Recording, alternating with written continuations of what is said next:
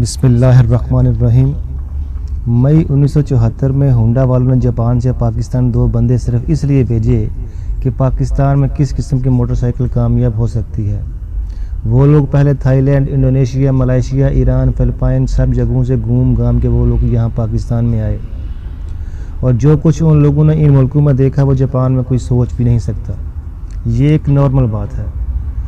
بچہ وہاں ٹینکی پر بیٹھا ہے، بیوی پچھلی سیٹ پر، اور بعض اوقات تو چوتھا بندہ بھی اپنی جگہ بنا لیتا ہے، اور باقی لوگ تو سودا سلف بھی ہینڈل سے لٹکاتے ہوئے نظر آتے ہیں۔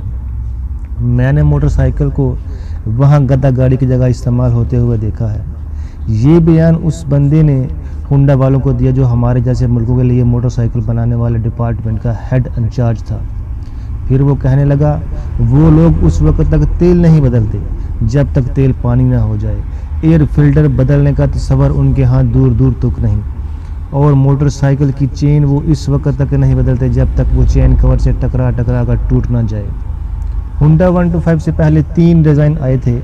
1968 میں CS90، CB100 1969 میں آیا، اور 1973 میں S110 یعنی S110۔ ان سب کو برابر دیکھ بھال چاہیے ہوتی تھی، مار نہیں کھاتے تھے، اور ہونڈا ترقی پذیر ملکوں میں اپنا شیئر تیزی سے گرتا ہوا دیکھ رہا تھا۔ جب یہ صورتحال ریسرچ ہیڈ کو بتائی گئی تو انہوں نے کہا، مجھے ایک گراف پیپر اور کچھ جیومیٹری والی چیزیں دو۔ صبح وہ بندہ ایک نئے ڈیزائن انجن کے ساتھ دفتر آ گیا۔ جو بندہ ڈپارٹمنٹ ہیڈ تھا اس نے بھی ایک لائٹ ویٹ اور کم دیکھ بھال والے انجن کا ڈیزائن بھی سامنے رکھ دیا۔ اگلی صبح دونوں ڈیزائن کا جائزہ لیا گیا، اور اسی بندے کا ڈیزائن کامیاب ہوا جو پاکستان سے ہو کر گیا تھا۔ وہ OHV انجن تھا جو ہونڈا 125 میں آج تک چل رہا ہے۔ اگلا پورا سال ان 8 پوائنٹس کے اوپر جو بہت زیادہ ہونڈا والوں نے فوکس کیا، اور وہ 8 پوائنٹس کیا تھے؟ انجن کی فیول ایوریج اچھی ہو، انجن مار کھانے والا ہو، نیو ڈیزائن مکمل پریکٹیکل ہو، اور وہی سب چیزیں ممکن ہوں جن کے وہاں کے لوگ عادی ہیں۔ پوری موٹر سائیکل کی دیکھ بھال کرنا آسان ہو، فریم ایسا ہو جو 4 بندوں کے وزن کے ساتھ اضافی وزن بھی برداشت کر سکے، پیٹرول کی ٹینکی ایسی ہو کہ بچہ آرام سے بیٹھ سکے، موٹر سائیکل کے رنگ اور اسٹیکر ایسے ہو جو کسٹمر کو اٹریکٹ کر سکیں، سیٹ لمبی ہو، 2 کی بجائے 1 ہی سیٹ ہو، اور پیچھے کیریئر بھی ہو تاکہ فالتو سامان اس کے اوپر رکھا جا سکے۔ دسمبر 1974 میں انجن کی فائنل شکل سامنے آئی، اور اسے جاپانی مکینکوں کے سامنے رکھ دیا گیا، اور ان مکینکوں کو بتایا گیا کہ وہ اس انجن کو کھولیں اور اس کو بغیر کسی استاد کے، بغیر کسی کاریگر کے بتائے ہوئے وہ اس انجن کو دوبارہ جوڑے۔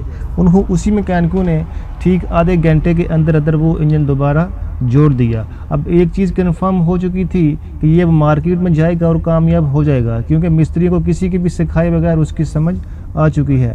تھائی لینڈ اور بینکاک کی کچی سڑکوں میں موٹر سائیکل دوڑائی گئی تاکہ انجن کے گرم ہونے اور دھول مٹی سے خراب ہونے کا بھی معلوم ہو سکے۔ یہ سب چیک کیا گیا، پیٹرول جگہ جگہ سے ڈلوا کر بھی چیک کیا گیا، کوئی کچرا وغیرہ تو نہیں اس میں پھنس جاتا۔ یہ سب کچھ کرنے کے بعد 1975 میں ہونڈا CG125 کو مارکیٹ میں اتارا گیا، اور 1992 میں ہونڈا 125 پاکستان میں بھی بننا شروع ہو گیا۔ اب سوال یہ پیدا ہوتا ہے کہ ٹینکی ٹاپ پہ 1975 سے لے کر اب تک بہت زیادہ تبدیل کیوں نہیں ہوئے، اور اس سوال کے 2 جواب ہیں۔